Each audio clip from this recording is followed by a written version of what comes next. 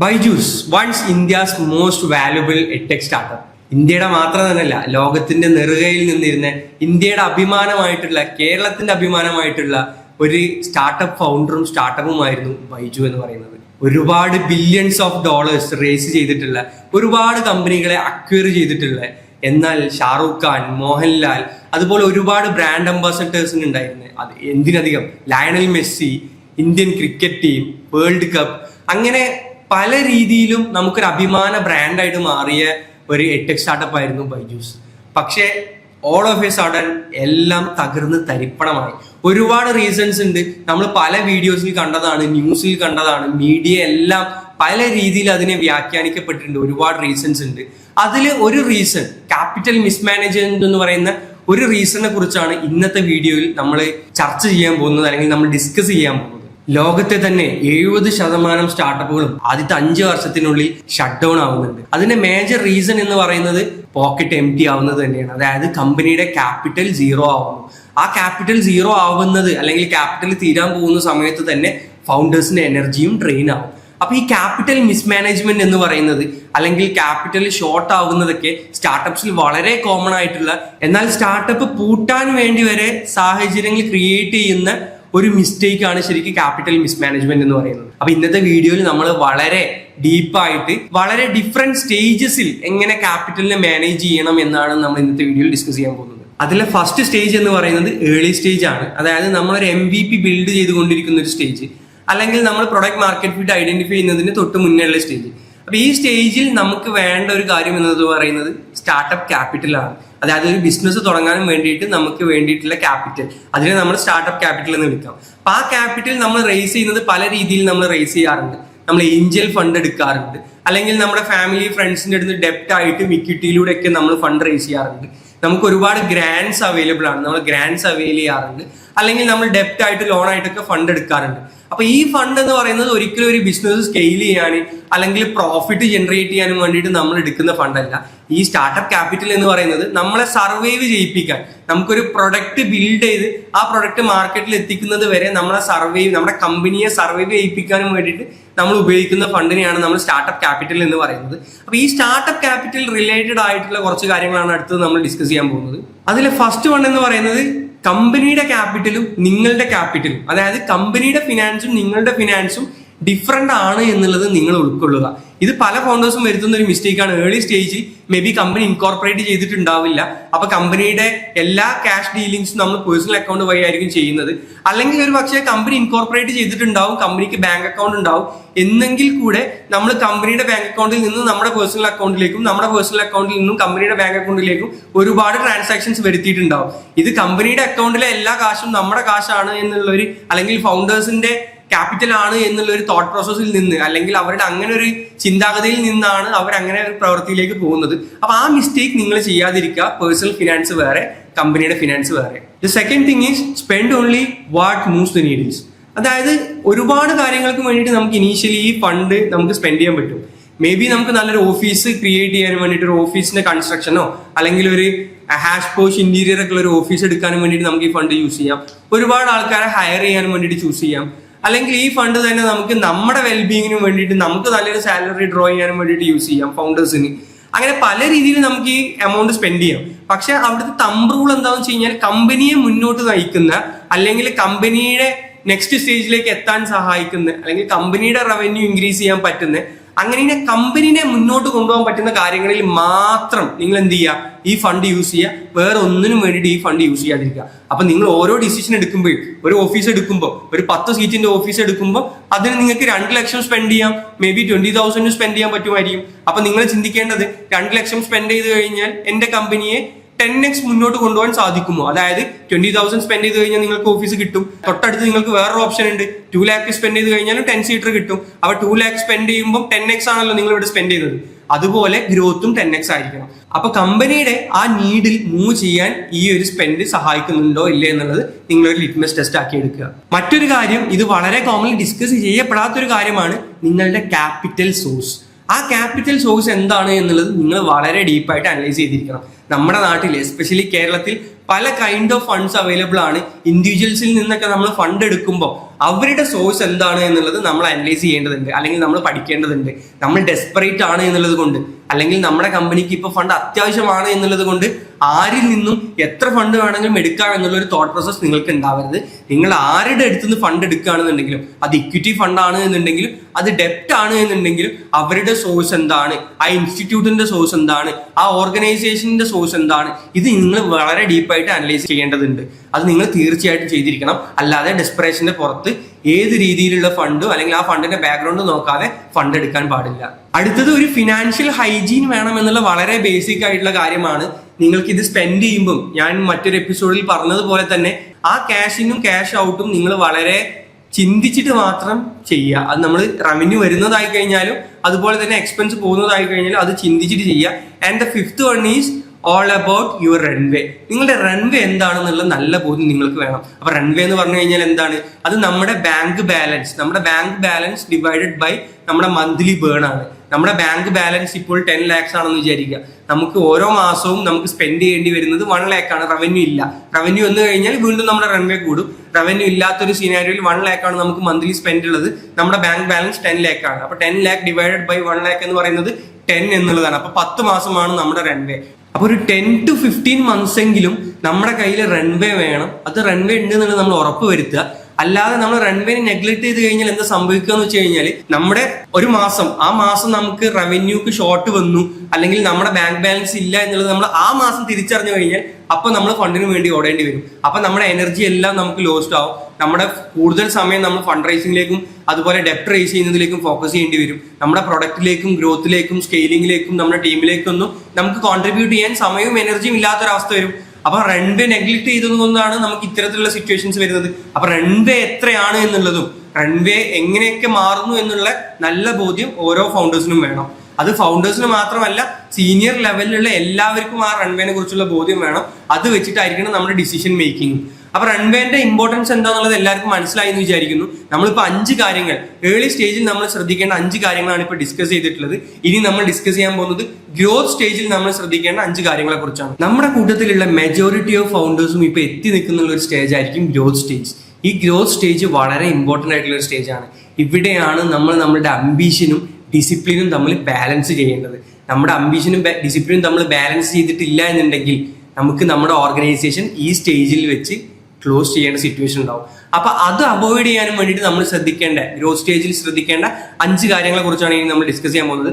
അതിലെ first one cash flow ആണ്. അതായത് നമുക്ക് റവന്യൂ വരുന്ന ഒരു സ്റ്റേജും കൂടെയാണ് ഗ്രോത്ത് സ്റ്റേജ്. നമ്മൾ റവന്യൂവിനെ ഭയങ്കരമായിട്ട് സ്കെയിൽ ചെയ്യാൻ ഉദ്ദേശിക്കുന്നുണ്ടാവില്ല. എന്നാൽ റവന്യൂയുടെ സോഴ്സും മൾട്ടിപ്പിൾ റവന്യൂ സോഴ്സസ് നമ്മൾ ഓപ്പൺ ചെയ്തുകൊണ്ടിരിക്കുകയായിരിക്കും നമുക്ക് റവന്യൂ വരുന്ന ഒരു സ്റ്റേജ്. ആ സ്റ്റേജിൽ നമ്മൾ റവന്യൂവിൽ ഒബ്സസ്ഡ് ആവാനുള്ള സാധ്യത കൂടുതലാണ്. നമ്മൾ ഓരോ മാസവും മേ ബി ഓരോ ദിവസവും നമ്മൾ വരുന്ന റവന്യൂ നോക്കുന്നുണ്ടാവും, വീക്ക്ലി നോക്കുന്നുണ്ടാവും, മാസത്തിൽ നോക്കുന്നുണ്ടാവും. മോസ്റ്റ് ഓഫ് ദി ഫൗണ്ടേഴ്സ് റവന്യൂവിൽ ഒബ്സസ്ഡ് ആയിട്ട് റവന്യൂ മാത്രം നോക്കും.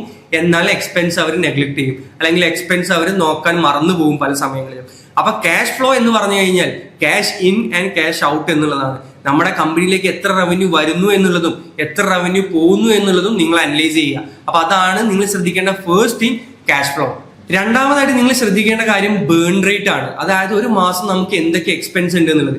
ഈ സ്റ്റേജിൽ നമുക്ക് ഒരുപാട് എക്സ്പെൻസസ് ഉണ്ടാവും. നമുക്ക് റെന്റ് ഉണ്ടാവും, അതുപോലെ തന്നെ സാലറി ഉണ്ടാവും, നമ്മുടെ കോസ്റ്റ് ഓഫ് ഗുഡ്സ് ഉണ്ടാവും, അതുപോലെ നമുക്ക് ഒരുപാട് വെൻഡേഴ്സ് ഉണ്ടാവും. ഇവർക്കൊക്കെ നമ്മൾ പേയ്മെന്റ് കൊടുക്കേണ്ടതുണ്ട്. അപ്പോൾ നമ്മൾ ഒരു മാസം എന്ത് സ്പെൻഡ് ചെയ്യുന്നു എന്നുള്ളതാണ് ആക്ച്വലി ബേൺ റേറ്റ് സൂചിപ്പിക്കുന്നത്. അപ്പൊ ബേൺ റേറ്റും ഗ്രോത്ത് റേറ്റും തമ്മിലുള്ള ഒരു ഇക്വിലിബ്രിയം നമ്മൾ ക്രിയേറ്റ് ചെയ്യേണ്ടതും ഈ സ്റ്റേജിൽ തന്നെയാണ്. വൺസ് ബേൺ റേറ്റ് ഗ്രോത്ത് റേറ്റിനേക്കാളും കൂടുതലാണ് എന്നുണ്ടെങ്കിൽ, അതായത് കമ്പനി ഗ്രോ ചെയ്യുന്നതിനേക്കാളും വലിയ റേറ്റിലാണ് നമ്മുടെ എക്സ്പെൻസ് ഗ്രോ ചെയ്യുന്നതെന്നുണ്ടെങ്കിൽ ഇതൊരു സമയം കഴിയുമ്പോൾ നമുക്ക് സസ്റ്റൈനബിൾ അല്ലാണ്ടാവും, അല്ലെങ്കിൽ റൺവേ വളരെ ഷോർട്ട് ടേമിൽ തന്നെ റൺവേ ഇല്ലാണ്ടാവും. അപ്പം ബേൺ റേറ്റ് എപ്പോഴും നമ്മൾ കൺട്രോൾ ചെയ്യേണ്ടതുണ്ട്. ആ ബേൺ റേറ്റിന് നമ്മൾ എല്ലാ മാസവും അനലൈസ് ചെയ്യേണ്ടതുണ്ട്. അതിനനുസരിച്ച് നമ്മൾ സ്ട്രാറ്റജീസ് കൊണ്ടുവരേണ്ടതുണ്ട്. അപ്പൊ നിങ്ങൾ ശ്രദ്ധിക്കേണ്ട രണ്ടാമത്തെ കാര്യം എന്ന് പറയുന്നത് കമ്പനിയുടെ ബേൺ റേറ്റ് ആണ്. ഈ ബേൺ റേറ്റിനെ നമുക്ക് നമ്മുടെ കാറിന്റെ മൈലേജ് ആക്കി എടുക്കാം എന്നുണ്ടെങ്കിൽ നമുക്ക് നമ്മുടെ ലെഫ്റ്റ് ആയിട്ടുള്ള നമ്മുടെ പെട്രോൾ ടാങ്കിൽ ബാക്കിയുള്ള പെട്രോൾ വെച്ച് നമുക്ക് എത്ര ദൂരം പോകാൻ പറ്റും എന്നുള്ളതാണ് ആക്ച്വലി നമ്മുടെ റൺവേ. അപ്പൊ റൺവേ എല്ലാവർക്കും മനസ്സിലായി എന്ന് വിചാരിക്കുന്നു. അതായത് നമ്മുടെ ബാങ്ക് ബാലൻസും വെച്ചിട്ട് നമുക്ക് എത്ര കാലം പോവാം. അത് നമ്മൾ എപ്പോഴും മാസത്തിലാണ് വളരെ കോമൺലി നമ്മൾ പറയാറുള്ളത്. നമ്മുടെ റൺവേ എന്ന് പറയുന്നത് 10 മാസമാണ്, 20 മാസമാണ്, 24 മാസമാണ്. ആ രീതിയിലാണ് നമ്മളെ റൺവേനെ എക്സ്പ്രസ് ചെയ്യാറ്. റൺവേയുടെ യൂണിറ്റ് എന്ന് പറയുന്നത് എപ്പോഴും കോമൺലി നമ്മൾ പറയാറുള്ളത് മന്ത്സിൽ തന്നെയാണ്. അപ്പൊ റൺവേ എന്ന് പറയുന്നത് വളരെ ഇമ്പോർട്ടന്റ് ആയിട്ടുള്ള കാര്യമാണ്. അതാണ് മൂന്നാമത്തെ കാര്യം. കാരണം ഗ്രോത്ത് സ്റ്റേജിൽ നമ്മുടെ റൺവേ ആണ് ആക്ച്വലി ഒരു ഫൗണ്ടറിന്റെ മൊറൈലിനെയും ഫൗണ്ടറിന്റെ എനർജിയെയും എന്തിനധികം ഫൗണ്ടറിന്റെ പ്രൊഡക്ടിവിറ്റിയെ വരെ അഫക്ട് ചെയ്യുന്ന, അതിനെ വരെ ബാലൻസ് ചെയ്യുന്ന കാര്യം എന്ന് പറയുന്നത് കമ്പനിയുടെ റൺവേ ആണ്. അപ്പൊ എപ്പോഴും ഐഡിയൽ റൺവേ എന്ന് പറയുന്നത് ഏറ്റവും മിനിമം നമുക്ക് 8 months റൺവേ എങ്കിലും വേണം. അതായത് നമുക്ക് 8 മാസം കമ്പനി ബേൺ ചെയ്യാനുള്ള എമൗണ്ട് നമ്മുടെ അക്കൗണ്ടിൽ വേണം. എന്നാലാണ് നമുക്ക് കൂടുതൽ പ്രൊഡക്റ്റീവായിട്ട് കമ്പനിയുടെ ഗ്രോത്തിലേക്കും വിഷനിലേക്കും അതുപോലെ തന്നെ ടീം ബിൽഡിംഗിലേക്കൊക്കെ കോൺട്രിബ്യൂട്ട് ചെയ്യാൻ വേണ്ടിയിട്ട് സാധിക്കുക. പക്ഷേ 8 എന്ന് പറഞ്ഞു കഴിഞ്ഞാൽ ഞാൻ മിനിമം വേണം എന്നാണ് പറഞ്ഞത്. 8 to 15 months എങ്കിലും നിങ്ങൾ കീപ്പ് ചെയ്യുക ഈ സ്റ്റേജിൽ. എന്നാൽ മാത്രമായിരിക്കും കമ്പനി നമുക്ക് വിചാരിച്ച പോലെ സ്കെയിൽ ചെയ്യാൻ വേണ്ടിയിട്ട് സാധിക്കുക. അപ്പം ബേൺ റേറ്റ് എത്രത്തോളം ഇമ്പോർട്ടന്റ് ആണോ അതുപോലെ ഇമ്പോർട്ടന്റ് ആണ് നമ്മുടെ കമ്പനിയുടെ റൺവേയും. ഇപ്പൊ റൺവേനെ കുറിച്ച് നമ്മൾ സംസാരിക്കുമ്പോൾ നിങ്ങൾക്ക് നിങ്ങളെ റൺവേനെ കുറിച്ച് ഒരു ബോധ്യമില്ല എന്നുണ്ടെങ്കിൽ നിങ്ങൾ ഇന്ന് തന്നെ പോയിട്ട് നിങ്ങളുടെ റൺവേ കാൽക്കുലേറ്റ് ചെയ്യുക. എന്നിട്ട് ആ റൺവേ 8 മാസത്തിൽ താഴെയാണ് എന്നുണ്ടെങ്കിൽ നിങ്ങൾ ഇനി വർക്ക് ചെയ്യേണ്ടത് അങ്ങനെ ഒരു റൺവേ ക്രിയേറ്റ് ചെയ്യാനും വേണ്ടിയിട്ടായിരിക്കണം. അല്ലെങ്കിൽ 8 മാസത്തേക്കുള്ള റൺവേ ഉണ്ട് എന്നുള്ളത് ഉറപ്പ് വരുത്താനും വേണ്ടിയിട്ടായിരിക്കണം നിങ്ങളുടെ നെക്സ്റ്റ് പ്രയോറിറ്റി. അടുത്തതായിട്ട് നമ്മൾ ഡിസ്കസ് ചെയ്യാൻ പോകുന്ന 4ാമത്തെ കാര്യം എന്ന് പറയുന്നത് യൂണിറ്റ് എക്കണോമിക്സ് ആണ്. ഒരു പക്ഷെ നിങ്ങൾ ഇൻവെസ്റ്റേഴ്സിന്റെ അടുത്തൊക്കെ പിച്ച് ചെയ്തിട്ടുണ്ടെന്നുണ്ടെങ്കിൽ അവര് പല സമയങ്ങളിലും ചോദ്യം ചെയ്തിട്ടുള്ള ഒരു കാര്യമായിരിക്കും യൂണിറ്റ് എക്കണോമിക്സ്. യൂണിറ്റ് എക്കണോമിക്സ് അറിയുക എന്നുള്ളത് ഒരു ഫൗണ്ടറെ സംബന്ധിച്ച് മാൻഡേറ്ററി ആയിട്ടുള്ള എസെൻഷ്യൽ ആയിട്ടുള്ള ഒരു കാര്യമാണ്. അപ്പൊ യൂണിറ്റ് എക്കണോമിക്സിൽ നമ്മൾ ഒരുപാട് KPIs ഒരുപാട് നമ്പേഴ്സ് ഡിസ്കസ് ചെയ്യാറുണ്ട്. അത് കോമൺലി നമ്മൾ ഡിസ്കസ് ചെയ്യുന്ന കാര്യമാണ് CAC-ഉം അതുപോലെ തന്നെ LTV. CAC എന്ന് പറഞ്ഞു കഴിഞ്ഞാൽ കസ്റ്റമർ അക്വിസിഷൻ കോസ്റ്റ്. ഒരു കസ്റ്റമറെ നമ്മൾ കമ്പനിയിലേക്ക് അക്വയർ ചെയ്യാൻ അല്ലെങ്കിൽ കമ്പനിയിലേക്ക് ഓൺബോർഡ് ചെയ്യാനും വേണ്ടിയിട്ട് നമ്മൾ സ്പെൻഡ് ചെയ്യുന്ന എമൗണ്ട് ആണ് കസ്റ്റമർ അക്വിസിഷൻ കോസ്റ്റ്. അത് നമ്മൾ മാർക്കറ്റിംഗ് കോസ്റ്റ് ഉണ്ടാവാം, നമ്മുടെ സെയിൽസ് കോസ്റ്റ് ഉണ്ടാവാം, അതുപോലെ തന്നെ മേ ബി നമ്മൾ സെയിൽസ് ഏജൻസിന് കൊടുക്കുന്ന കമ്മീഷൻസ് ഉണ്ടാവാം. ഇതെല്ലാം കാൽക്കുലേറ്റ് ചെയ്തിട്ട് ഒരു മാസം നമുക്ക് വന്നിട്ടുള്ള മൊത്തം കോസ്റ്റ് എടുക്കുക. ഒരു മാസം മൊത്തം സ്പെൻഡ് ചെയ്തിട്ടുള്ള എമൗണ്ട് ഡിവൈഡഡ് ബൈ നമ്മൾ ആ മാസം എടുത്തിട്ടുള്ള കസ്റ്റമേഴ്സിന് എടുത്തു കഴിഞ്ഞാൽ നമുക്ക് CAC കിട്ടും. ഇത് പല കമ്പനിയിലും പല രീതിയിലാണ് കാൽക്കുലേറ്റ് ചെയ്യുക. അപ്പൊ നിങ്ങളുടെ കമ്പനിയിൽ എങ്ങനെയാണ് കാൽക്കുലേറ്റ് ചെയ്യേണ്ടതെന്നുള്ളത് നിങ്ങൾ ഡിവൈസ് ചെയ്യുക, നിങ്ങൾ സോർട്ട് ചെയ്യുക. അങ്ങനെ CAC കാൽക്കുലേറ്റ് ചെയ്ത് കഴിഞ്ഞാൽ ഇതിനെ നിങ്ങൾ റിലേറ്റ് ചെയ്യേണ്ടത് LTV-യുമായിട്ടാണ്. LTV എന്ന് പറഞ്ഞു കഴിഞ്ഞാൽ ലൈഫ് ടൈം വാല്യൂ. ചില കമ്പനികളിലേക്ക് അതിനെ CLV എന്നും വിളിക്കാറുണ്ട്, കസ്റ്റമർ ലൈഫ് ടൈം വാല്യൂ. അപ്പൊ CLV അല്ലെങ്കിൽ LTV എന്ന് പറഞ്ഞു കഴിഞ്ഞാൽ CAC-ന്റെ കൂടെ തന്നെ നമ്മൾ കൂട്ടി വായിക്കേണ്ട ഒരു KPI ആണ്. അപ്പൊ LTV സൂചിപ്പിക്കുന്നത് ഒരു കസ്റ്റമറെ നമ്മൾ ഓൺബോർഡ് ചെയ്ത് കഴിഞ്ഞാൽ, നമ്മുടെ കമ്പനിയിലെ അവർ നമ്മുടെ പ്രൊഡക്റ്റ് പർച്ചേസ് ചെയ്ത് കഴിഞ്ഞാൽ അവർ എത്ര എമൗണ്ട് ആണ് കമ്പനിയിലേക്ക് തരുന്നത്, അതിനെയാണ് നമ്മൾ LTV എന്ന് പറയാം. അതായത് ഒരു കസ്റ്റമറിന്റെ എൻറ്റയർ ലൈഫ് ടൈമിൽ അവർ എത്ര വാല്യൂ കമ്പനിയിലേക്ക് തരുന്നു, അതിനെ നമ്മൾ CLTV, CLV അല്ലെങ്കിൽ LTV എന്ന് വിളിക്കും. ഇങ്ങനെ 3 പേരിലും ഈ KPI നമ്മൾ ഡിഫൈൻ ചെയ്യാറുണ്ട്. അപ്പൊ ഈ KPI LTV എന്ന് പറയുന്ന ഈ KPI-യും CAC എന്ന് പറയുന്ന KPI-യും തമ്മിൽ നമ്മൾ റിലേറ്റ് ചെയ്യുമ്പോൾ നമുക്ക് CAC to LTV അല്ലെങ്കിൽ LTV to CAC എന്ന് പറയുന്ന ഒരു റേഷ്യോ കിട്ടും. ഈ LTV to CAC എന്ന് പറയുന്ന റേഷ്യോ വളരെ ഇമ്പോർട്ടന്റ് ആണ്. കാരണം പല ബിസിനസ്സുകളും പൊളിയാനും വേണ്ടിയിട്ടില്ല, അല്ലെങ്കിൽ പല ബിസിനസ്സുകളും തകർന്ന് തരിപ്പണമാവാനുള്ള റീസൺ എന്ന് പറയുന്നത് CAC to LTV റേഷ്യോനെ നെഗ്ലക്ട് ചെയ്തതാണ്. ഇന്റർവെല്ലിന്റെ CAC to LTV റേഷ്യോ എന്ന് പറയുന്നത് എപ്പോഴും 1:10 ആയിരുന്നു. അല്ലെങ്കിൽ LTV/CAC പറയുകയാണെങ്കിൽ 10 എന്ന് പറയുന്ന നമ്പർ ആയിരിക്കും കിട്ടുക. അതായത് ഒരു കസ്റ്റമർക്കും വേണ്ടിയിട്ട് നമ്മൾ 1 rupee സ്പെൻഡ് ചെയ്ത് കഴിഞ്ഞാൽ 10 രൂപയെങ്കിലും ചുരുങ്ങിയത് നമുക്ക് കമ്പനിയിലേക്ക് തിരിച്ചു വരാറുണ്ടായിരുന്നു. ഇന്റർവെല്ലിന്റെ കേസ് എടുക്കുകയാണെന്നുണ്ടെങ്കിൽ നമ്മൾ LTV to CAC എന്ന് പറയുന്ന റേഷ്യോ 10 ആണ്. അതായത് for every 1 rupee we spend we get somewhere around 10 rupees. 10 രൂപയൊക്കെയാണ് നമുക്ക് തിരിച്ചു വരുന്നത്. അപ്പൊ ആ റേഷ്യോ എത്രത്തോളം ഇമ്പോർട്ടന്റ് ആണെന്ന് പറഞ്ഞു കഴിഞ്ഞാൽ ഇപ്പം ബൈജൂസിന്റെ സിനാരിയോ എടുക്കാം. ബൈജൂസ് പല രാജ്യങ്ങളിലും ഇത് 0.2, 0.3 ഒക്കെ ആയ സിനാരിയോ ഉണ്ട്. അതായത് അവർ 1 രൂപ സ്പെൻഡ് ചെയ്ത് കഴിഞ്ഞാൽ അവർക്ക് 10 പൈസയൊക്കെ ആയിരുന്നു തിരിച്ചു വന്നിരുന്നത്. അവർ മാർക്കറ്റിംഗ് സ്പെൻഡ് കൂടുതലായിരുന്നു. അപ്പൊ നമ്മൾ മാർക്കറ്റിൽ കൂടുതൽ സ്പെൻഡ് ചെയ്തതിന് കുഴപ്പമില്ല, പക്ഷെ ഒരു 1.5 ഒക്കെ മാക്സിമം ആണ്. അതിലും കൂടുതൽ എന്താവരുത്, നമുക്ക് LTV to CAC റേഷ്യോ മാറിപ്പോരുത്. അപ്പൊ LTV to CAC റേഷ്യോ എങ്ങനെ ഇമ്പോർട്ടന്റ് ആണോ അതുപോലെ തന്നെ ഇമ്പോർട്ടന്റ് ആയിട്ടുള്ള വേറെയും KPIs ഉണ്ട്. അത് ഓരോ ഓർഗനൈസേഷനെ ഡിപ്പെൻഡ് ചെയ്തിരിക്കും, ഓരോ സെക്ടേഴ്സിനും ഡിപ്പെൻഡ് ചെയ്തിരിക്കും. അപ്പൊ നിങ്ങളുടെ കമ്പനിക്ക് ഏറ്റവും ഇമ്പോർട്ടന്റ് ആയിട്ടുള്ള KPIs, കീ പെർഫോമൻസ് ഇൻഡിക്കേറ്റേഴ്സ് എന്താണെന്നുള്ളത് നിങ്ങൾ ഐഡന്റിഫൈ ചെയ്യുക. അതുപോലെ അത് വെച്ചിട്ട് നിങ്ങളുടെ യൂണിറ്റ് എക്കണോമിക്സ് നിങ്ങൾ സോർട്ട് ഔട്ട് ചെയ്യുക. അതുപോലെ തന്നെ ഇമ്പോർട്ടന്റ് ആണ് നമ്മുടെ കോസ്റ്റ് ഓഫ് ഗുഡ്സ് സോൾഡ്, അതേപോലെ ROAS. അങ്ങനെ ഇതൊക്കെ പല ഡിഫറെന്റ് സെക്ടേഴ്സിൽ നമ്മൾ യൂസ് ചെയ്യുന്ന KPIs ആണ്. അപ്പൊ നിങ്ങളുടെ സെക്ടറിൽ നിങ്ങളുടെ യൂണിറ്റ് എക്കണോമിക്സ് ഡിവൈസ് ചെയ്യാനും വേണ്ടിയിട്ട് അല്ലെങ്കിൽ അത് ഐഡന്റിഫൈ ചെയ്യാൻ വേണ്ടിയിട്ട് ഏതൊക്കെ KPIs ആണ് യൂസ് ചെയ്യേണ്ടത് നിങ്ങൾ അനലൈസ് ചെയ്യുക. എന്നിട്ട് യൂണിറ്റ് എക്കണോമിക്സിനെ കുറിച്ച് നിങ്ങളൊരു ധാരണ വെക്കുക.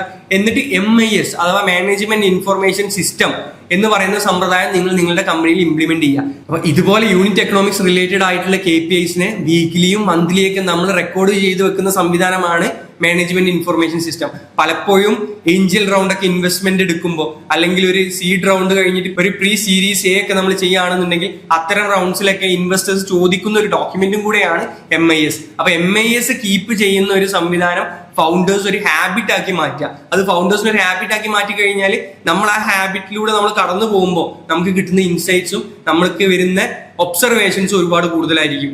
അങ്ങനെ ഈ സ്റ്റേജിൽ നിങ്ങൾ ശ്രദ്ധിക്കേണ്ട അഞ്ചാമത്തെ and the final thing is all about A finance team. അല്ലെങ്കിൽ നിങ്ങൾക്ക് ഫിനാൻഷ്യലി നിങ്ങളെ ഗൈഡ് ചെയ്യാൻ അല്ലെങ്കിൽ നിങ്ങളുടെ കമ്പനിയുടെ ഫിനാൻസ് ട്രാക്ക് ചെയ്യാൻ നിങ്ങൾക്കൊരു ടീം വേണം. അത് നിങ്ങളുടെ ഓർഗനൈസേഷനിൽ എത്രത്തോളം ക്യാഷ് ഇന്നും ക്യാഷ് ഔട്ടും വരുന്നുണ്ട് അല്ലെങ്കിൽ എത്രത്തോളം പെർട്ടിക്കുലേഴ്സ് ഉണ്ട് എന്നുള്ളതിനനുസരിച്ചായിരിക്കണം എത്രത്തോളം വലിയ ടീം വേണം എന്നുള്ളത്. പക്ഷെ ഒരു CFOനെ ഹയർ ചെയ്യണം എന്ന് ഞാൻ പറയുന്നില്ല. പക്ഷെ നിങ്ങൾക്ക് നിങ്ങളുടെ കോഫൗണ്ടിങ് ടീമിൽ ഫിനാൻസ് ബാക്ക്ഗ്രൗണ്ടിൽ ഉള്ളവർ അല്ലെങ്കിൽ ഫിനാൻസ് റിലേറ്റഡ് ആയിട്ടുള്ള അക്യുമെന്റ് ഇല്ലാത്തവരാണ് കൂടുതൽ എന്നുണ്ടെങ്കിൽ അല്ലെങ്കിൽ അത്ര അക്യുമെന്റ് ഉള്ളവർ ഇല്ല എന്നുണ്ടെങ്കിൽ നിങ്ങൾ ഒരു വിർച്വൽ CFOനെ അല്ലെങ്കിൽ ഒരു കൺസൾട്ടിങ് CFOനെ സഹായം തേടുക. അതുപോലെ തന്നെ ഒരു ഫിനാൻസ് മാനേജറെ ഹയർ ചെയ്യുക, അക്കൗണ്ടൻസിനെ ഹയർ ചെയ്യുക. ഒരു ഫിനാൻസ് ടീം നിർബന്ധമാണ്. നമ്മൾ വെസ്റ്റേൺ കൺട്രീസിലേക്കൊക്കെ പോയി കഴിഞ്ഞാൽ അവിടുത്തെ സ്റ്റാർട്ടപ്പ് ഫൗണ്ടേഴ്സ് അല്ലെങ്കിൽ അവിടുത്തെ സ്റ്റാർട്ടപ്സ് വെരി ഏർലി സ്റ്റേജിൽ തന്നെ ഒരു അക്കൗണ്ടന്റിനെ പാർട്ട് ടൈം ആയിട്ട് എപ്പോഴും കൂടെ കൂട്ടാറുണ്ട്. അത് അവരുടെ ഫിനാൻഷ്യൽ ഡിസിപ്ലിനും വേണ്ടിയിട്ട് അവർ ചെയ്യുന്ന കാര്യമാണ്. സോ അത്തരത്തിലുള്ള കാര്യം നമുക്കും ചെയ്യാവുന്നതാണ്. അപ്പൊ ഇതാണ് നമ്മൾ ഗ്രോത്ത് സ്റ്റേജിൽ ശ്രദ്ധിക്കേണ്ട അഞ്ചാമത്തെ കാര്യം. അടുത്തതായിട്ട് നമ്മൾ ഡിസ്കസ് ചെയ്യുന്നത് സ്കെയിലിംഗ് സ്റ്റേജിൽ ഫൗണ്ടേഴ്സ് ശ്രദ്ധിക്കേണ്ട 5 കാര്യങ്ങളെ കുറിച്ചാണ്. അതിലെ ഏറ്റവും ഇമ്പോർട്ടന്റ് ആയിട്ടുള്ള ആദ്യം നമ്മൾ ഡിസ്കസ് ചെയ്യാൻ പോകുന്ന കോൺസെപ്റ്റ് എന്ന് പറയുന്നത് വർക്കിംഗ് ക്യാപിറ്റൽ ആണ്. വർക്കിംഗ് ക്യാപിറ്റൽ എന്ന് പറയുന്നത് വളരെ ഇമ്പോർട്ടന്റ് ആണ്. കാരണം ഞാൻ നേരത്തെ പറഞ്ഞതുപോലെ തന്നെ നമ്മുടെ റൺവേയും ബേൺ റേറ്റിനെയൊക്കെ ഡിപ്പെൻഡ് ചെയ്തിരിക്കുന്ന ഒരു കാര്യമാണ്. അതാണ് ഫൗണ്ടേഴ്സിന്റെ മൊറയിലിനെയും ഫൗണ്ടേഴ്സിന്റെ പ്രൊഡക്ടിവിറ്റിയെ ഏറ്റവും കൂടുതൽ ബാധിക്കുന്ന കാര്യം. അപ്പം വർക്കിംഗ് ക്യാപിറ്റലിനെ കുറിച്ചാണ് നമ്മൾ ആദ്യം ഡിസ്കസ് ചെയ്യാൻ പോകുന്നത്. നമ്മുടെ വർക്കിംഗ് ക്യാപിറ്റൽ എന്ന് പറഞ്ഞു കഴിഞ്ഞാൽ നമ്മുടെ കറന്റ് അസറ്റ്സ് മൈനസ് കറന്റ് ലയബിലിറ്റിയാണ് നമ്മൾ വർക്കിംഗ് ക്യാപിറ്റൽ എന്ന് പറയാം. അപ്പൊ എന്തൊക്കെയാണ് കറന്റ് അസറ്റ്സ്? നമ്മുടെ കമ്പനിയിലുള്ള ക്യാഷ് പ്ലസ് നമുക്ക് അക്കൗണ്ട്സ് റിസീവബിൾസ്, നമുക്ക് കിട്ടാനുള്ള നമ്മുടെ കസ്റ്റമേഴ്സിൽ നിന്നും കിട്ടാനുള്ള എമൗണ്ട് പ്ലസ് ഇൻവെന്ററി, അതായത് നമ്മുടെ സ്റ്റോക്കിന്റെ എമൗണ്ട്, അതിനെയാണ് നമ്മൾ കറന്റ് അസറ്റ്സ് എന്ന് പറയാം. കറന്റ് ലയബിലിറ്റീസിൽ എന്ന് പറഞ്ഞു കഴിഞ്ഞാൽ അക്കൗണ്ട് പേയബിൾസ്, അതായത് നമ്മൾ കൊടുക്കാനുള്ള എമൗണ്ടുകൾ, നമ്മുടെ വെൻഡേഴ്സിന് കൊടുക്കാനുള്ള എമൗണ്ടുകൾ ഉണ്ടാവും. അത്തരത്തിലുള്ള അക്കൗണ്ട് പേയബിൾസ്, അതുപോലെ തന്നെ ലോണ്, ഡെപ്റ്റ്, ഇത്തരം കാര്യങ്ങളൊക്കെ നമ്മുടെ കറന്റ് ലയബിലിറ്റീസിൽ വരുന്ന കാര്യങ്ങളാണ്. അതുപോലെ തന്നെ ഇമ്പോർട്ടന്റ് ആയിട്ടുള്ള ഒരു എക്സ്പെൻസ് ഉണ്ട്, അക്രൂഡ് എക്സ്പെൻസസ്. അതായത് നമ്മുടെ ബുക്സിൽ ഉണ്ടാവും, ഒരു പക്ഷെ നമ്മൾ പേ ചെയ്തിട്ടുണ്ടാവില്ല, നമ്മുടെ സാലറി, റെന്റ് ഒക്കെ പോലത്തെ കാര്യങ്ങൾ. അപ്പൊ ഇത്തരം കാര്യങ്ങളെയാണ് നമ്മൾ കറന്റ് ലയബിലിറ്റീസ് എന്ന് പറയാം. അപ്പൊ കറന്റ് അസറ്റ്സ് മൈനസ് കറന്റ് ലയബിലിറ്റീസിനെയാണ് നമ്മൾ വർക്കിംഗ് ക്യാപിറ്റൽ എന്ന് പറയുന്നത്. ഈ വർക്കിംഗ് ക്യാപിറ്റൽ എന്ന് പറയുന്നത് വളരെ ഇമ്പോർട്ടന്റ് ആയിട്ടുള്ള ഒരു കോൺസെപ്റ്റ് ആണ്. ഈ സിനാരിയോ നിങ്ങൾക്ക് മനസ്സിലാവാൻ വേണ്ടിയിട്ട് ഞാൻ 2 എക്സാമ്പിൾസും കൂടെ പറയാം. അതായത് വർക്കിംഗ് ക്യാപിറ്റൽ എന്ന് പറയുന്ന കോൺസെപ്റ്റ് മനസ്സിലാവാൻ വേണ്ടിയിട്ട്. നിങ്ങൾ ഒരു D2C ബ്രാൻഡ് എടുക്കാം. നിങ്ങൾക്ക് ഒരു ടീഷർട്ടിന്റെ D2C ബ്രാൻഡ് ഉണ്ട് എന്നുള്ളത് നമുക്ക് സങ്കല്പിക്കാം. അപ്പൊ നിങ്ങൾ മാനുഫാക്ചർ ചെയ്യുന്നില്ല, നിങ്ങളൊരു മാനുഫാക്ചറർ ഇരുന്ന് ടീഷർട്ട് മേടിക്കുന്നു, നിങ്ങൾ നിങ്ങളുടെ D2C വെബ്സൈറ്റിലൂടെ, നിങ്ങളുടെ ഇ-കൊമേഴ്സ് വെബ്സൈറ്റിലൂടെ നിങ്ങൾ അത് സെല് ചെയ്യുന്നു. അങ്ങനെ നിങ്ങൾ 5 lakh rupeesന് നിങ്ങൾ ഒരു പ്രൊഡക്റ്റ് നിങ്ങളുടെ മാനുഫാക്ചറിൽ നിന്നും വാങ്ങാന്ന് വിചാരിക്കുക. നിങ്ങൾ എന്നിട്ട് എന്ത് ചെയ്യുന്നു? അത് നിങ്ങളുടെ വെബ്സൈറ്റ് ത്രൂ നിങ്ങളെല്ലാം സെല് ചെയ്തു, നിങ്ങൾക്ക് 7 lakh rupees നിങ്ങൾക്ക് കിട്ടാനുണ്ട്. അപ്പൊ 7 lakh rupees നിങ്ങളുടെ പേയ്മെന്റ് ഗേറ്റ് വേണ്ട ആ ഡിലേ എന്ന് പറയുന്നത് 10 ദിവസമാണെന്ന് വിചാരിക്കുക. അതായത് അവിടെ പേയ്മെന്റ് നടന്നു, അവിടെ എല്ലാം വിറ്റുപോയി, 10 ദിവസം കഴിഞ്ഞിട്ടാണ് നിങ്ങൾക്ക് ഈ 7 lakhs കയ്യിലേക്ക് കിട്ടുക. പക്ഷെ നിങ്ങളുടെ വെൻഡർക്ക് നിങ്ങൾ എന്ത് ചെയ്യണം? നിങ്ങളൊരു 5 lakhs ഇപ്പൊ തന്നെ കൊടുക്കേണ്ടതുണ്ട്. ആ 5 lakhs നിങ്ങൾ ഇപ്പൊ തന്നെ കൊടുക്കുന്നു. അതുപോലെ തന്നെ ഒരു 2 lakhs നിങ്ങൾ എംപ്ലോയീസിന് സാലറി കൊടുക്കാനുണ്ട്. പിന്നെ നിങ്ങളുടെ മറ്റ് വെൻഡേഴ്സിന് നിങ്ങൾ ഒരു 1 lakh കൊടുക്കാനുണ്ട്. അപ്പം 5 + 2 + 1 8 lakhs എന്താണ്? നിങ്ങളുടെ കറന്റ് ലയബിലിറ്റീസ് ആണ്. നിങ്ങളുടെ കറന്റ് അസറ്റ് എത്രയാണ്? നിങ്ങളുടെ കയ്യിൽ ക്യാഷ് ഒന്നും ഇല്ല, നിങ്ങൾക്ക് കിട്ടാനുള്ള റിസീവബിൾ എത്രയാണ്? ഒരു 7 lakh കിട്ടാനുണ്ട്. അപ്പം 7ഉം 8ഉം നോക്കിക്കഴിഞ്ഞാൽ അവിടെ -1 lakh ആണ് നിങ്ങളുടെ വർക്കിംഗ് ക്യാപിറ്റൽ. അപ്പൊ ഈ D2C ബ്രാൻഡിന്റെ ഈ സിനാരിയോ നിങ്ങൾക്ക് മനസ്സിലായി എന്ന് വിചാരിക്കുന്നു. അപ്പം ഇതുപോലത്തെ ബിസിനസ്സിൽ വർക്കിംഗ് ക്യാപിറ്റൽ എന്ന് പറയുന്നത് വളരെ ഇമ്പോർട്ടന്റ് ആണ്. ഫ്ലിപ്കാർട്ടിന്റെ ഒക്കെ സ്റ്റോറിയിൽ നമ്മൾ ഒരുപാട് കണ്ടിട്ടുള്ളതാണ്. വർക്കിംഗ് ക്യാപിറ്റൽ അവരുടെ ഗ്രോത്തിനെ എത്രത്തോളം ഹിൻഡർ ചെയ്തിട്ടുണ്ട്, അല്ലെങ്കിൽ അവരുടെ ഫൗണ്ടേഴ്സിന് എത്രത്തോളം ചാലഞ്ചിങ് ആയിരുന്നു എന്നുള്ളത്. അതുപോലെ തന്നെയുള്ള ബിസിനസ്സാണ് ഊബറും. ഊബറിലും ഒലയിലൊക്കെ നമ്മൾ ഈ വർക്കിംഗ് ക്യാപിറ്റലിന്റെ മാനേജ്മെന്റ് റിലേറ്റഡ് ആയിട്ടുള്ള പല കാര്യങ്ങൾ കേട്ടിട്ടുണ്ട്. എന്നാൽ ഇതുപോലെ തന്നെ വേറൊരു സെക്ടർ എടുക്കുകയാണെന്നുണ്ടെങ്കിൽ, ഇപ്പൊ നമുക്ക് എട്ടെക്ക് എടുക്കാം. പെട്ടെക്കിന്റെ ഒക്കെ കാര്യത്തിൽ സംഭവിക്കുക എന്താണെന്ന് വെച്ച് കഴിഞ്ഞാൽ, ആദ്യം നമുക്ക് റവന്യൂ ആണ് വരിക. നമ്മളൊരു പ്രൊഡക്റ്റ് കൊടുക്കുകയാണെന്നുണ്ടെങ്കിൽ ആ പ്രൊഡക്റ്റിന്റെ കോസ്റ്റ് ഓഫ് ഗുഡ്സ് സോൾഡ് നമുക്ക് ഇൻകർ ആവുന്നത് പിന്നീടായിരിക്കും. ഇപ്പൊ ലെറ്റ്സ് സേ ഇന്റർവെല്ലിൽ ഒരു കുട്ടി അഡ്മിഷൻ എടുത്തു, 1 lakhന്റെ ഒരു കോഴ്സ് ആണെന്നുണ്ടെങ്കിൽ പാരന്റ് 1 lakh ഇനീഷ്യലി തന്നെ ഒരു പക്ഷേ പേ ചെയ്തിട്ടുണ്ടാവണം. പക്ഷെ നമുക്ക് അതിന്റെ കോസ്റ്റ് എന്ന് പറയുന്നത് നമ്മുടെ ടീച്ചേഴ്സിന് കൊടുക്കുന്ന സാലറി, നമ്മുടെ ടെക്കിന് വരുന്ന കോസ്റ്റ് ഒക്കെ ആയിരിക്കും, അല്ലെങ്കിൽ നമ്മുടെ വെൻഡേഴ്സിന് കൊടുക്കുന്ന കോസ്റ്റ് ഒക്കെ ആയിരിക്കും. ഇത് ഇൻകർ ആവുന്നത് പിന്നീടാണ്, അല്ലെങ്കിൽ ഓവർ ദി പീരീഡ് ഒരു 10-12 മന്ത്സിലേക്കായിരിക്കും നമുക്ക് ഈ കോസ്റ്റ് വരുന്നത്. അപ്പൊ ആദ്യം തന്നെ നമുക്ക് അക്കൗണ്ട്സ് റിസീവബിൾ അല്ലെങ്കിൽ ക്യാഷ് നമുക്ക് കയ്യിൽ വരുന്നത് കൊണ്ട് തന്നെ നമ്മുടെ കറണ്ട് അസറ്റ്സ് എപ്പോഴും കറണ്ട് ലയബിലിറ്റീസിനേക്കാളും കൂടുതലായിരിക്കും. അപ്പൊ വർക്കിംഗ് ക്യാപിറ്റൽ അത്തരം ബിസിനസ്സുകളിൽ കൂടുതലാവാനുള്ള സാധ്യത കൂടുതലാണ്.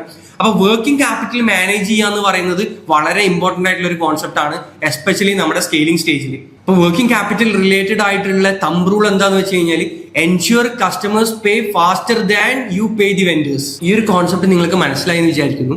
അങ്ങനെയാണെന്നുണ്ടെങ്കിൽ നമ്മൾ ഡിസ്കസ് ചെയ്യാൻ പോകുന്ന രണ്ടാമത്തെ കോൺസെപ്റ്റ് അല്ലെങ്കിൽ സ്കെയിലിംഗ് സ്റ്റേജിൽ നിങ്ങൾ ശ്രദ്ധിക്കേണ്ട രണ്ടാമത്തെ കാര്യം എന്ന് പറയുന്നത് ബേണിംഗ് മൾട്ടിപ്പിൾ ആണ്, അല്ലെങ്കിൽ ബേൺ മൾട്ടിപ്പിൾ. നമ്മുടെ കമ്പനിയുടെ net burn divided by net new റവന്യൂനെയാണ് നമ്മൾ ബേൺ മൾട്ടിപ്പിൾ എന്ന് പറയാം. അതായത് നമ്മുടെ കമ്പനിയിൽ പുതുതായിട്ട് നമുക്ക് 2 കോടി റവന്യൂ വരാനും വേണ്ടിയിട്ട് നമ്മൾ 10 കോടി സ്പെൻഡ് ചെയ്തെന്ന് വിചാരിക്കുക. അങ്ങനെയാണെങ്കിൽ 10 ഡിവൈഡഡ് ബൈ 2 5 എന്നുള്ളതാണ് നമ്മുടെ ബേൺ മൾട്ടിപ്പിൾ. 5 എന്നൊക്കെ പറയുന്നത് വളരെ വലിയ റെഡ് ഫ്ലാഗ് ആണ്. എപ്പോഴും നിങ്ങളുടെ ബേൺ മൾട്ടിപ്പിൾ ഒരു 1.5-ൽ താഴെ ആയിരിക്കണം എന്നുള്ളതാണ് എന്റെ സജഷൻ. എഗെയിൻ ഇത് സെക്ടർ അഗ്നോസ്റ്റിക് ആണ്, ഓരോ സെക്ടേഴ്സിൽ മാറും. പക്ഷെ നമ്മുടെ ബേൺ മൾട്ടിപ്പിൾ എത്രയാണ് എന്നുള്ളതും അത് എവിടേക്ക് എത്തിക്കണം എന്നുള്ള നല്ല പ്ലാനിങ് നമുക്ക് വേണ്ടതുണ്ട്. അതുപോലെ മൂന്നാമത്തെ ഒരു കാര്യമാണ്, ഇതൊരു ഫിനാൻസ് കോൺസെപ്റ്റ് അല്ല, പക്ഷെ നമ്മുടെ ഫിനാൻസിനെ അല്ലെങ്കിൽ നമ്മുടെ ഫിനാൻഷ്യൽ പ്ലാനിങ്ങിനെ ഏറ്റവും കൂടുതൽ അഫക്ട് ചെയ്യുന്ന ഒരു കാര്യമായതുകൊണ്ടാണ് നമ്മൾ ശ്രദ്ധിക്കേണ്ട കാര്യം എന്നുള്ള രീതിയിൽ ഞാൻ ഇതിനെ പിൻ പോയിന്റ് ചെയ്ത് പറയുന്നത്. അത് നമ്മുടെ ടീം ആൻഡ് ഇൻഫ്രാസ്ട്രക്ചർ ആണ്. ആദ്യം ഇൻഫ്രാസ്ട്രക്ചർ ഡിസ്കസ് ചെയ്യുകയാണ് എന്നുണ്ടെങ്കിൽ സ്കെയിലിംഗ് സ്റ്റേജിലാണ് നമ്മൾ ഏറ്റവും കൂടുതൽ ഇൻഫ്രാസ്ട്രക്ചറിനെ എക്സ്പാൻഡ് ചെയ്യുന്നത്. ഞാൻ ഇൻഫ്രാസ്ട്രക്ചർ എന്ന് പറയുമ്പോൾ അതിനെ ടെക് ഇൻഫ്രാസ്ട്രക്ചർ ആയിട്ട് നിങ്ങൾ തെറ്റിദ്ധരിക്കരുത്. ഞാൻ നമ്മുടെ ഫിസിക്കൽ ഓഫീസിനെ കുറിച്ചാണ് പറയുന്നത്. വളരെ ഹാഷ് പോഷ് ആയിട്ടുള്ള ഓഫീസ് എടുക്കുമ്പോൾ അല്ലെങ്കിൽ വളരെ വലിയ ഇന്റീരിയർ എല്ലാം നമ്മൾ ഇന്റീരിയറിലേക്കൊക്കെ നമ്മൾ ക്യാപിറ്റൽ ഇൻവെസ്റ്റ് ചെയ്യുമ്പോൾ അത് നമ്മുടെ കമ്പനിയിലേക്ക് എങ്ങനെ റിട്ടേൺ വരുന്നു എന്നുള്ളതും എത്ര സമയം കൊണ്ട് റിട്ടേൺ വരും എന്നുള്ളതും നിങ്ങൾ അനലൈസ് ചെയ്യേണ്ടതുണ്ട്. അങ്ങനെ മാത്രം നിങ്ങൾ ഇൻവെസ്റ്റ് ചെയ്യുക. അതുപോലെ തന്നെയാണ് പീപ്പിളും. നിങ്ങൾ ഒരു 10 പേരെ ഹയർ ചെയ്യുമ്പോൾ നിങ്ങൾ മനസ്സിലാക്കേണ്ടത് അവരുടെ സാലറി മാത്രമല്ല നിങ്ങളുടെ എക്സ്പെൻഡിച്ചർ എന്ന് പറയുന്നത്. എപ്പോഴും ഒരാളെ നമ്മൾ ഹയർ ചെയ്യുമ്പോൾ അയാളുടെ സാലറിയേക്കാളും ഒരു 20-60% എക്സ്ട്രാ നമുക്ക് കമ്പനിക്ക് കോസ്റ്റ് ഇൻകർ ആവുന്നുണ്ട് പല രീതിയിൽ. അതൊരു പക്ഷെ നമ്മൾ അവർക്ക് കൊടുക്കുന്ന ബെനിഫിറ്റ്സ് ആയിരിക്കാം, അല്ലെങ്കിൽ നമുക്ക് ഇൻകർ ആവുന്ന ഓഫീസ് എക്സ്പെൻസസ് ആയിരിക്കാം, റെന്റൽ എക്സ്പെൻസസ് ആയിരിക്കാം. പിന്നെ ചില കമ്പനിയിലൊക്കെ കൾച്ചർ റിലേറ്റഡ് ആയിട്ട് അതുമായിട്ട് അസോസിയേറ്റ് ചെയ്ത കോസ്റ്റുകളൊക്കെ ഉണ്ടാവും. ഇന്റർവെൽ നമുക്ക് ഇൻകർ ആവുന്ന കുറച്ച് കോസ്റ്റുകളുണ്ട്. നമ്മൾ എല്ലാ എംപ്ലോയീസിനും അക്കോമഡേഷൻ ഫ്രീ ആയിട്ട് കൊടുക്കുന്നുണ്ട്, എല്ലാ എംപ്ലോയീസിനും ഫുഡ് ഫ്രീ ആയിട്ട് കൊടുക്കുന്നുണ്ട്. അപ്പൊ അതെല്ലാം നമ്മുടെ കൾച്ചറിന്റെ ഭാഗമായിട്ടുള്ള കാര്യങ്ങളാണ്. അപ്പൊ നമുക്ക് എപ്പോഴും ഒരു 45-50% എക്സ്ട്രാ കോസ്റ്റ് ഓരോ വ്യക്തികളിലും ഓരോ ഹയറിംഗിലും എക്സ്ട്രാ നമുക്ക് വരാറുണ്ട്. അപ്പൊ എപ്പോഴും സാലറി ആണ് നമ്മൾ ഒരാളെ ഹയർ ചെയ്യുമ്പോൾ നമുക്ക് ഉണ്ടാവുന്ന ഏക കോസ്റ്റ് എന്ന് തെറ്റിദ്ധരിക്കരുത്. പീപ്പിൾ ആൻഡ് ഇൻഫ്രാസ്ട്രക്ചർ എന്ന് പറയുന്നത് നമ്മൾ ഏറ്റവും ശ്രദ്ധിച്ച് വളരെ പ്ലാൻഡ് ആയിട്ട് മാത്രം ഇൻവെസ്റ്റ് ചെയ്യേണ്ട ഒരു ഏരിയ ആണ്. അപ്പൊ അവിടെ ഇൻവെസ്റ്റ് ചെയ്യുമ്പോൾ നിങ്ങൾ വളരെ ക്ലാരിറ്റിയോട് കൂടി മാത്രം ഇൻവെസ്റ്റ് ചെയ്യുക. ഡെസ്പറേഷന്റെ പുറത്ത് മിസ്റ്റേക്സ് വരുത്താതിരിക്കാനും വേണ്ടിയിട്ട് ശ്രദ്ധിക്കുക. എനിക്ക് നിങ്ങളോട് ഈ കാര്യത്തിൽ പറയാനുള്ളത്, സ്കെയിലിംഗ് സ്റ്റേജ് എന്ന് പറയുന്നത് ശരിക്കും ഒരു ഹിമാലയൻ ട്രക്ക് പോകുന്നത് പോലെയാണ്.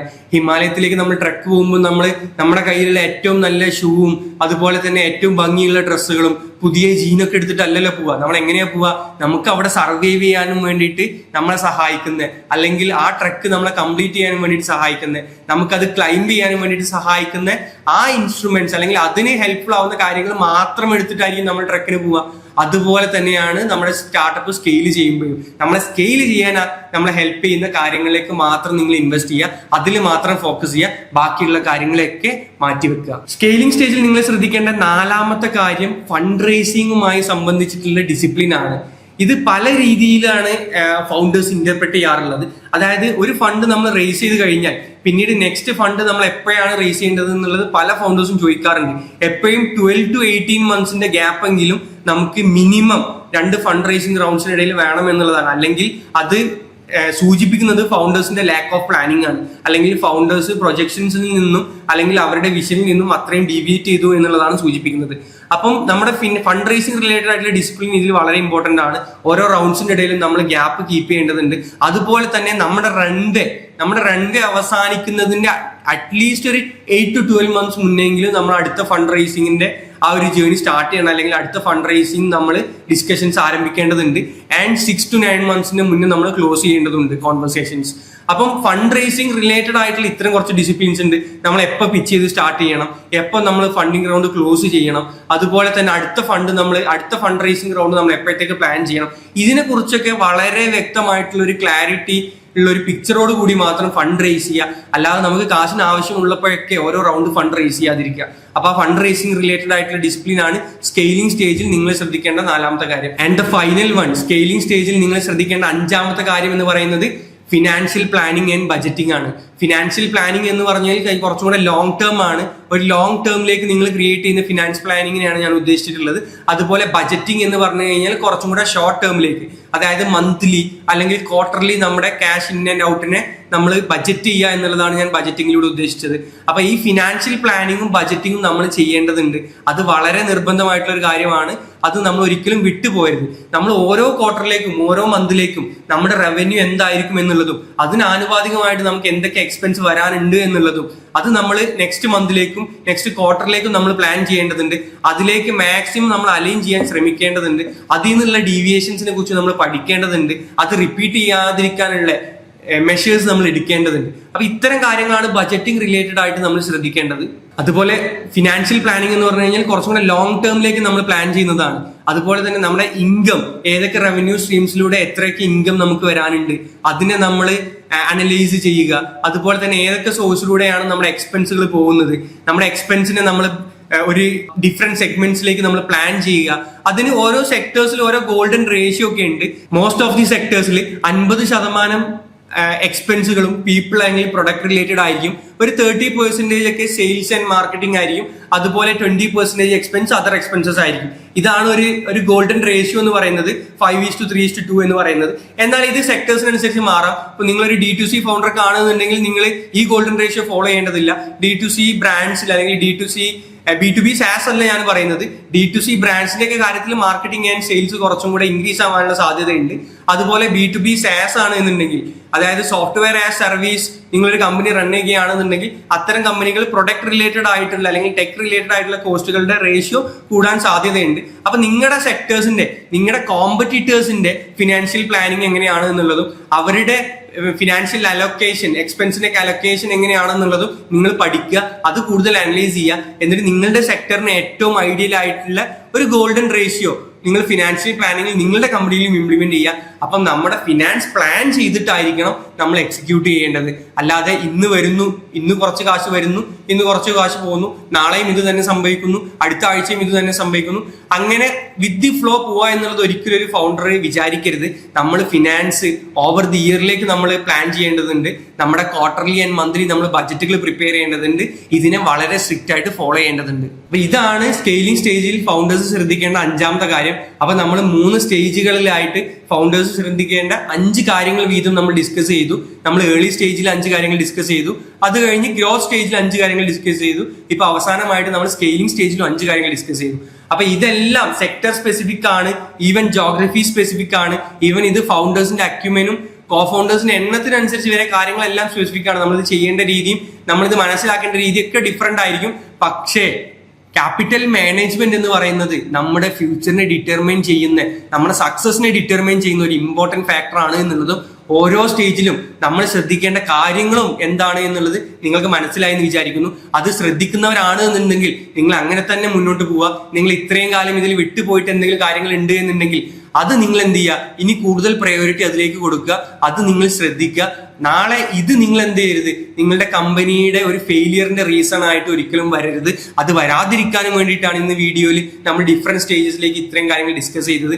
അപ്പൊ ഈ വീഡിയോ എല്ലാവർക്കും ഹെൽപ്ഫുൾ ആണെന്ന് വിചാരിക്കുന്നു. ഇതിൽ പറഞ്ഞിട്ടുള്ള പ്രിൻസിപ്പിൾസ് എല്ലാം, ഒരു പക്ഷെ ഫിനാൻസ് എന്ന് പറയുന്നത് എല്ലാവർക്കും ഇഷ്ടമുള്ള അല്ലെങ്കിൽ എല്ലാവരും കൂടുതൽ ഇൻവോൾവ് ആവാൻ ആഗ്രഹിക്കുന്ന ഒരു ഏരിയ അല്ല എന്നുള്ളത് നല്ല ബോധ്യം എനിക്കുണ്ട്. പലർക്കും താല്പര്യമില്ലാത്ത ഒരു ഏരിയ ആണ്. പക്ഷേ ഫിനാൻസ് എന്ന് പറയുന്നത് നമ്മുടെ കമ്പനിയുടെ സ്കെയിലിംഗ് അല്ലെങ്കിൽ കമ്പനിയുടെ ഗ്രോത്തിൽ വളരെ ഇമ്പോർട്ടന്റ് ആണ്. നമ്മുടെ സക്സസിനെയും ഫെയിലിയറിനെയും ഡിറ്റർമൈൻ ചെയ്യുന്നത് നമ്മുടെ കമ്പനിയുടെ ഫിനാൻസ് ആണ്. അതുകൊണ്ട് ഒരു ഫൗണ്ടർ എന്നുള്ള നിലയ്ക്ക് നിങ്ങൾക്ക് ഇത് ഒരിക്കലും അവോയ്ഡബിൾ അല്ല. നിങ്ങൾക്ക് ഒരിക്കലും ഇതിനെ മാറ്റി നിർത്താൻ പറ്റില്ല. അതുകൊണ്ട് ഈ കോൺസെപ്റ്റ്സ് എല്ലാം നിങ്ങൾ മുറുകെ പിടിക്കുക. ഇതിൽ കൂടുതൽ കാര്യങ്ങൾ നിങ്ങൾ എക്സ്പ്ലോർ ചെയ്യുക. നിങ്ങൾക്ക് എന്തെങ്കിലും ഡൗട്ട്സ് ഉണ്ട് എന്നുണ്ടെങ്കിൽ, അല്ലെങ്കിൽ എന്തെങ്കിലും ഇക്വേഷൻസിൽ കൂടുതൽ കാര്യങ്ങൾ അറിയണമെന്നുണ്ടെങ്കിൽ, നിങ്ങളുടെ സെക്ടേഴ്സിനെ കുറിച്ച് നിങ്ങൾക്ക് അറിയണമെന്നുണ്ടെങ്കിൽ, അതല്ല ഏതെങ്കിലും ഫിനാൻഷ്യൽ പ്രിൻസിപ്പിൾസ്, ഇപ്പൊ നമ്മൾ ഡിസ്കസ് ചെയ്ത ഏതെങ്കിലും പ്രിൻസിപ്പിൾസ് നിങ്ങൾക്ക് കൂടുതൽ എക്സ്പ്ലോർ ചെയ്യണമെന്നുണ്ടെങ്കിൽ എന്നെ കൊണ്ട് പറ്റുന്ന രീതിയിലെല്ലാം എനിക്ക് അത് തീർത്തു തരണം എന്ന് തന്നെയാണ് എൻ്റെ ആഗ്രഹം. നിങ്ങളുടെ ഡൗട്ട്സ് തീർക്കണം എന്നുള്ളതാണ്, നിങ്ങൾക്ക് നിങ്ങളുടെ പ്രശ്നങ്ങൾ പരിഹരിക്കണം എന്നുള്ളതാണ് എൻ്റെ ആഗ്രഹം. അതിനു വേണ്ടിയിട്ടാണ് ഞാൻ വീഡിയോ ചെയ്യുന്നത്. അപ്പൊ നിങ്ങൾക്ക് ഇത്ര എന്ത് ബുദ്ധിമുട്ടുണ്ടെന്നുണ്ടെങ്കിലും നിങ്ങൾ കമന്റ്സിൽ അറിയിക്കുക. ഞാൻ മാക്സിമം നിങ്ങളിലേക്ക് റീച്ച് ഔട്ട് ചെയ്യുക, അല്ലെങ്കിൽ മാക്സിമം കമന്റ്സിൽ തന്നെ അതിന് റിപ്ലൈ തരാനും വേണ്ടിയിട്ട് ശ്രമിക്കാം. അപ്പൊ hope you have enjoyed the video. ഈ വീഡിയോ ഹെൽപ്ഫുൾ ആണെന്ന് വിചാരിക്കുന്നു. Thank you so much.